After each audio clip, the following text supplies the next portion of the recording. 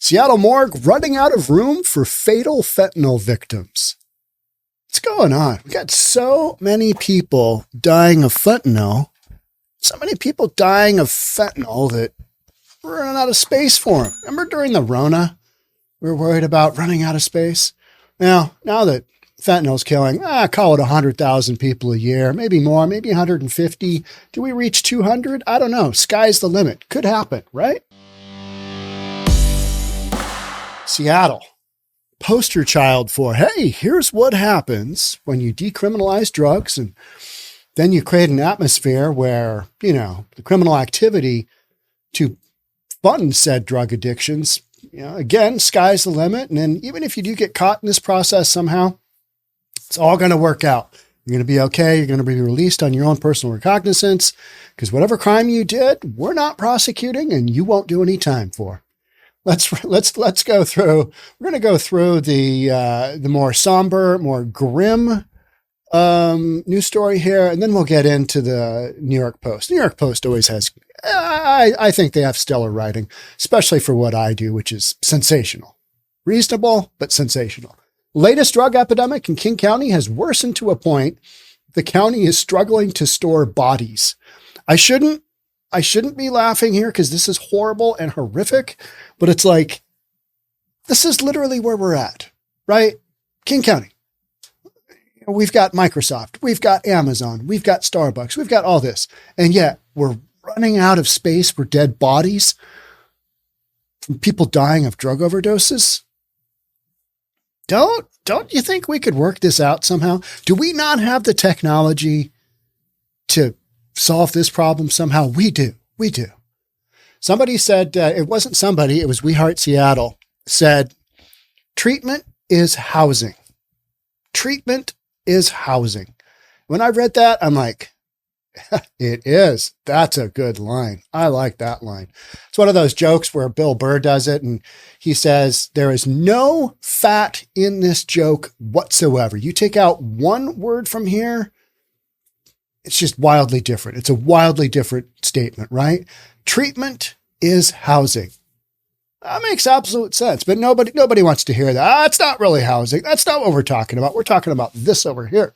The county this year has had 41 confirmed deaths by drug overdoses through January 18th. Last year saw a record-shattering 1,019 deaths by overdose. That's a 43% increase over the county's previous high of 709 cases in 2021.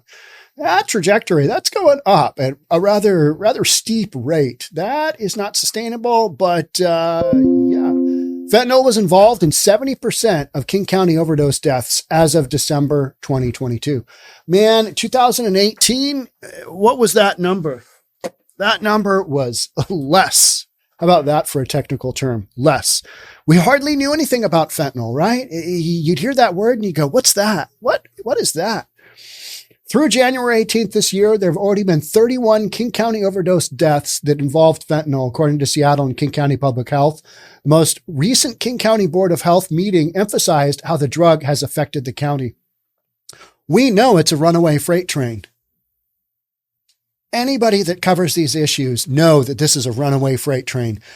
Anybody that covers these issues also knows that the housing problem, those living in the encampments, those living in tents, oftentimes, high probability, they are here in Seattle because of our environment where they can live this lifestyle, do their drugs, and the whole ecosystem supports them.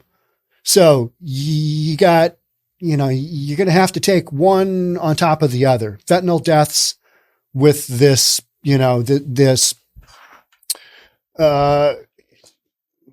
predisposition to allowing this lifestyle to, keep going, to proliferate, right? That's a lot of P words.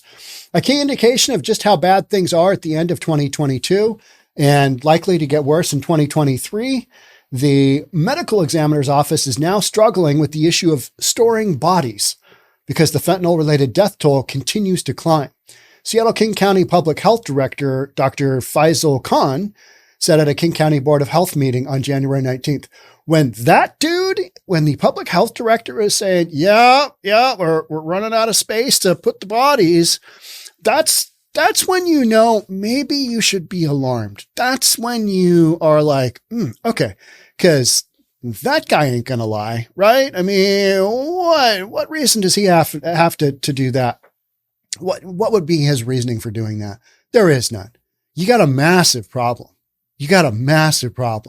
And it's not going away. It's just not. That's why, I jokingly refer to it as kind of downplaying it, is that I got podcasts for years here, because that's how long it's going to take to unwrap what we've done, what we've created. Cat's out of the bag. All the cats are out of the bag. Reeling them back in, good luck with that. Because you literally have people coming to Washington State because of our lax laws. We've decriminalized everything, and it's the perfect environment for people to come here and, do the fentanyl lifestyle, do the drug lifestyle, do the meth lifestyle, whatever it is. Khan added that sustained and significant funding at a federal level are what is needed to begin to make a difference in reducing the number of fentanyl-related deaths. I counter that with treatment is housing. Okay. And maybe that's what he's talking about. Federal funds. You need to get going on that, right? But you got all the treatment centers in the world. It doesn't matter if you aren't putting people in there, and people aren't going to go voluntarily. These drugs that we've got out here now are so addictive that people are not like, and I've talked about this before. I've been wildly hooked for years. I really feel like I need a change in my life. I'm going to have to go sober. These drugs are so addictive and so hard to kick that people just don't. The way they kick is they die, right? And we know that because the average age of a homeless individual in the encampments is somewhere right around 50.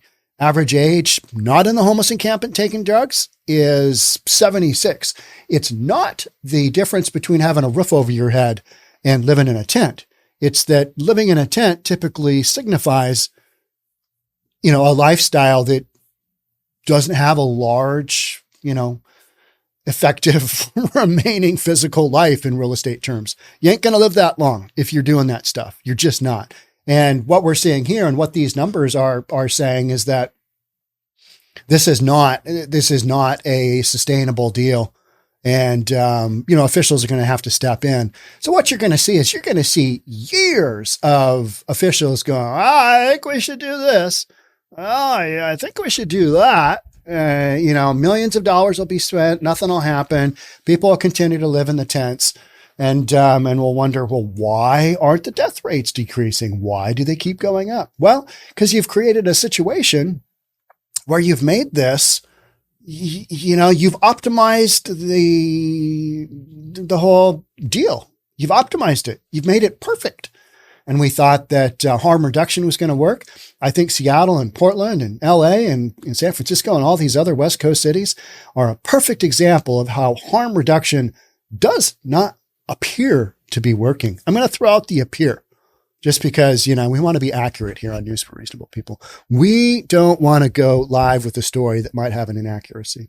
I said something yesterday on live stream, and I was trying to figure out if and I think I had a pretty major fact wrong. Steven Crowder's $50 million for 4 years. Did that include him producing the show or not? And I read a comment and I said, I don't think he's producing the show. I don't think that, those costs are in there. That was my mistake yesterday. Got him every day. Seattle. This is the New York Post. Okay. And you know what we're going to do is we're going to watch a little bit of a video here. So here we go. This is the flip side to what I'm always talking about. When I talk about, hey, the sad thing is this is somebody's kid. You are allowing somebody's kid to die out there in an encampment, and you're calling that compassion. All right, so here we go. But we begin tonight with a morbid record for King County. New numbers show 310 people died in 2022. They were experiencing homelessness at the time. Good evening and thanks for joining us. I'm David Rose. And I'm Jamie Tompkins. More than half of those deaths were fentanyl-related overdoses. And Fox 13 News reporter AJ Janeville is looking into these numbers. But AJ, the data doesn't show how these deaths really impact families. Jamie, back in November of 2022, Justine Shawver got a call from her son as he made his way out west. Just a few days later, her oldest child was dead here in Seattle from a fentanyl overdose. 31-year-old Jonathan Shawver always had a home back in North Carolina with his mom. But in November, Shawver set out across the country. He wanted to live off the grid, like go fishing and stuff where he will be away from temptation. For half of his life, Shawver struggled with addiction. Hey, Mom. I hope you're doing well. I'm doing okay. Justine got this voicemail from Jonathan in November. Calling from Idaho, this mom believed her oldest was following his dream to live in Alaska, to get away from old friends, old scenarios. Unfortunately, temptation caught up to Jonathan. That fear that I had for so long, came true. Living in Seattle only for a few days, Shawver says her son accidentally overdosed on fentanyl. Jonathan died just a few days before the holiday season began. Justine's heart is broken, but she looks for peace. He's not suffering anymore. This mom's story is just one out of 310. That's how many people experiencing homelessness died last year in King County. This number is a 65% increase from the previous year. Like Jonathan, the majority of these deaths are fentanyl-related overdoses. I just don't want anybody else to go through that. Justine hopes sharing her son's story will be the push to help at least one other person escape temptation. So according to this data from King County, out of the 310 deaths, 220 of them happened in Seattle. In fact, 76 of those deaths happened in one area code, the 98104, which is in the downtown area. Reporting live in the newsroom, AJ Janovel, Fox 13 News. Seattle's morgue is running out of room for bodies, which are piling up from fatal fentanyl overdoses, according to reports. Space issues have become so acute at the Seattle King County morgue in Washington state that local officials are considering keeping bodies on gurneys and partnering with local funeral homes for storage as stopgap measures. All right. I mean, seriously. All right. I mean, as a government official, somebody comes to you and says, hey, you know what? We got so many people dying from fentanyl overdoses that we're going to need to, spread out the love and have our funeral homes take these bodies of dead, drug addicts. That's literally what we're talking about. We're not talking about, these are health authorities. We're not talking about, hey, how could we prevent these people from dying? What could we do to still have these people living? Nah, let's just build more cold storage facilities. Let's go ahead and we'll just figure out how to get more and more and more bodies. Now, when people say, I get a lot of people saying, hey, your whole harm reduction policy is working because the drug addicts are dying. But then you've got a story like that one we just heard, which is you got a woman whose kid, been on drugs for a long time, it really struggled with addiction. He was on his way up to California, up to Alaska. And a lot of people come through Washington state on their way to Alaska because, that whole go north, young man, go north. Nah, it's go west, isn't it? But here it's go north because then you get away from all the riffraff here. But my understanding, Alaska, you got some drugs up there as well. It just takes longer for them physically to get there. But once they get there, people are like, we need to do this because we live in Alaska. And, heard a lot of drug addict tales up in Alaska as well. So you've got a kid who was on his way up there. He stopped in Seattle and, he's clearly very mobile. I don't know if he's living in the encampments. I don't know what, but he's here for 3 days and then he's dead. So, that's not a local Seattle resident. Most of these folks that are dying on our streets are not local residents. They may have had a residency at a homeless shelter for their mail, for whatever, for identification, but they came from somewhere else because here in Seattle, we've created, one of these environments where it's just tip top for drug addiction and drug consumption. Obviously, they have a finite space in the coolers they use, and that space is now being exceeded on a regular basis because of drug overdoses. And I just did a whole podcast on the number of overdoses in the homeless encampments, right? I mean, of the 300 and whatever deaths there were from people in homeless, 200 something were from fentanyl. The homicides, another big one. Traffic accidents, normal deaths were a very, very small percentage of those in the homeless encampments. So we'll keep going with this here. Fentanyl, a potent synthetic opioid, continues to devastate large portions of the country, with law enforcement and health officials sounding the alarm from Florida to California. Khan, the health director, told those at the meeting that fentanyl deaths have wrought havoc on Seattle and beyond, with the deadly epidemic worsening markedly over the past decade and intensifying in recent years. Since 2019 is when I started to see storyline after storyline after storyline. And you got politicians, going, yeah, I mean, we're working on it. And by working on it, they mean expanding their morgue system for more bodies. Yeah. Treatment is housing. Yeah. What does that look like? Well, that would look like involuntarily putting a whole bunch of people from the encampments in treatment. And Seattle is nowhere near close to doing that. So, that's not what we're doing. Khan said he expects the city's final 2022 fentanyl death toll to be more than triple the number from just 3 years ago. Triple. It's because this stuff is so strong, and you either ingest too much or you take a hit that's, too powerful. Somebody didn't mix it up right. They didn't cut it right. Boom, dead. Like that woman's son, he was 31, I think it was, somewhere right around 30. That's how quick it goes.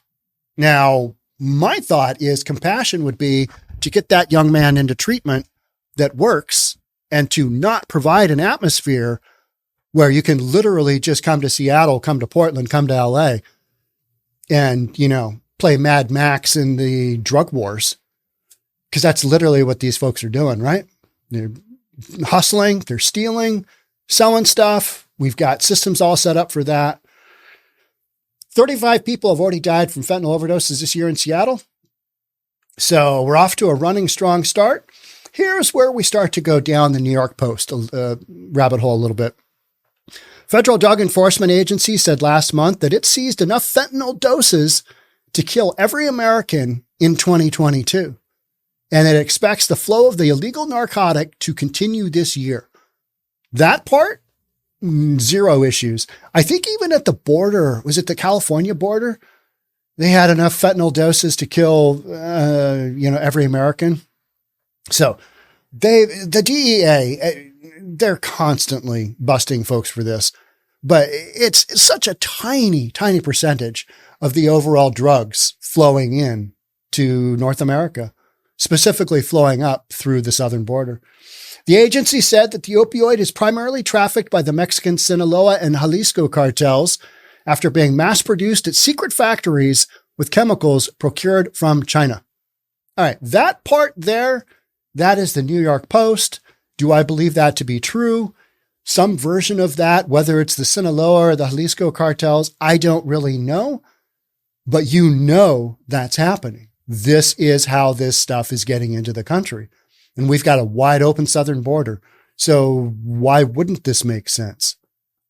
I mean, whether it's those cartels, are they mass produced at secret factories with chemicals procured from China? That is the routine story that I hear on the daily. I don't know firsthand whether that's true, but it kind of makes sense, doesn't it? It passes the reasonable test. It's like, where's all this stuff coming from?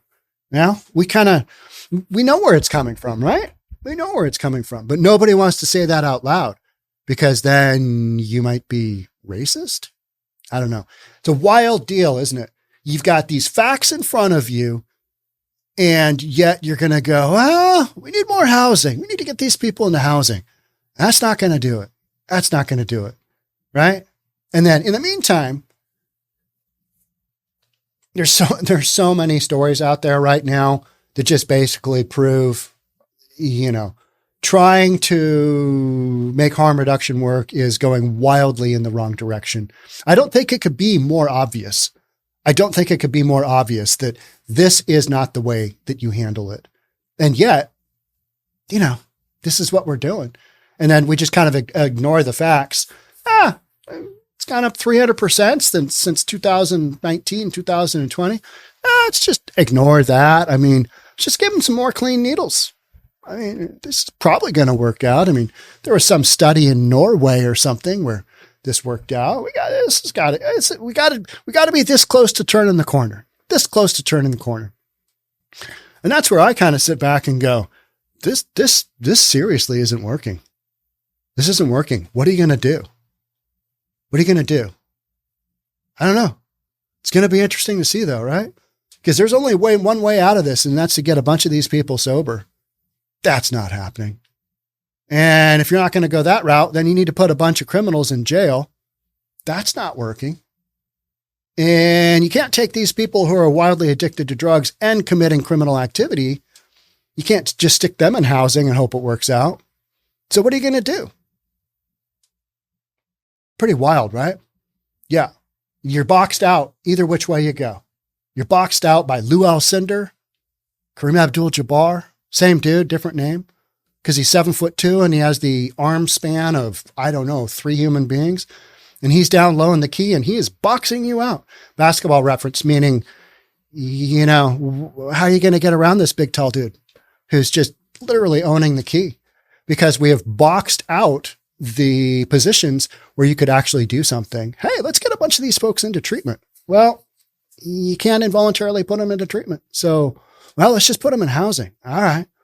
So then they do the same thing in housing. Now the only difference is they got a roof over their head. And now you've got a bunch of, communities where this activity is taking place. And yet these folks aren't going to voluntarily go into this kind of housing because they're, supposedly rules for this kind of thing. Everybody's, kind of boxed out. It's a wild situation. It's what we're doing. And it's what we're watching live. We're watching a live stream of it here in Seattle. I came across the I-90 bridge the other day, had an interesting message a while back. One of my first messages with Jonathan Cho on Twitter. I don't do Twitter. I don't really, because that's short little bits of news. I'd rather talk about it in depth with you guys for 25 minutes and go a little bit more in depth than what you can do on Twitter. But Twitter gets that story out. It really does. It just gets that story out, right? And that's so you lead with the little tiny story to your bigger story. That's the whole thing there. Whereas me, I wait for those guys to produce the story and then I read it and I read maybe a couple at a time and then we talk about it and we go over it. Jonathan Cho said in a message, Seattle's got some major problems we're still basically working through. And I was like, okay, yeah, agreed. No issues there. It looked like after Mayor Bruce Harrell became mayor that he was going to do that first wave of kind of cleanup, which he did. But rapidly, that first major wave of cleanup is coming undone. I went to Seattle the other day because I had to go through I-90, which is the bridge to the south. I usually go the bridge to the north because that's very close to me. 520 is located maybe a mile to the north of where I'm sitting right now, maybe even half a mile, something like that, very close. But I had to go I-90 because 520 was closed because of construction or some dumbass thing. They're trying to repair a bridge or who needs that? So they're trying to repair a bridge. I got to go that way. That way puts you in the heart of Graffitiville. And then going up I-5 and you can see the encampments right off of the freeway. You can see them on the banks and it is gnarly. I mean, that is just the only word you can use to describe it. And then on my way out, I saw another encampment. This is all from my car, mind you, my SUV where I'm just driving along. Oh, good Lord. What in the F is that? You got an encampment on, 45-degree slope. I mean, it's pretty wild. You see that, you see all the graffiti, you see all the new taggers, because you got a bunch of taggers that got arrested. And then on my way out, I went a couple of places. I saw one of my kids over there. He lives on Queen Anne. I came back a different direction. I came back on Mercer, which is the main exit on ramp from into downtown Seattle. And there's an encampment right on I-5 and Mercer, Fairview and Mercer Street. And they've got a structure in there that some homeless dude has framed out. It has a gabled roof and it has a window nicer than the windows in my own home. And it's just kind of right there. It was in a news story from Jeremy at Fox. No, Como. Sorry, Jeremy. I saw this structure in the back of one of his stories, and I'm like, is that really? That's like one of those Home Depot buildings, and this is literally wedged in between the on ramp and a street, and you got a mini house right there. Somebody just built a mini house. So meanwhile, you've got that while the government's trying to clean up other areas, and so they swept that out. What, a year ago? All this stuff is coming right back. It's going. We played that whack-a-mole game a year later, it's just all back. And then you've got more businesses in downtown Seattle leaving because of the chaos. You got a movie theater block up the street from the Nike store. You got Amazon not renewing a lease on a big office tower right there. I mean, you got a bunch of stuff that national media is going, Seattle's dying again. It was on the resuscitate list. Now it's dying again. This is all part and parcel of the same thing. All part and parcel. You can only do the optics of politics for so long. And then, reality sets in and all right, we got too many bodies in the morgue. We need more cold storage space. Can you guys help us out? Any nursing homes in the area? We're reaching out to you. We got too many dead drug addicts. They OD'd. We need more space. That's literally what we're talking about here. Crazy stuff, right? Yeah. All right. That's it for me on this one. Thank you so much. All right. We'll see you on the next one. Bye for now.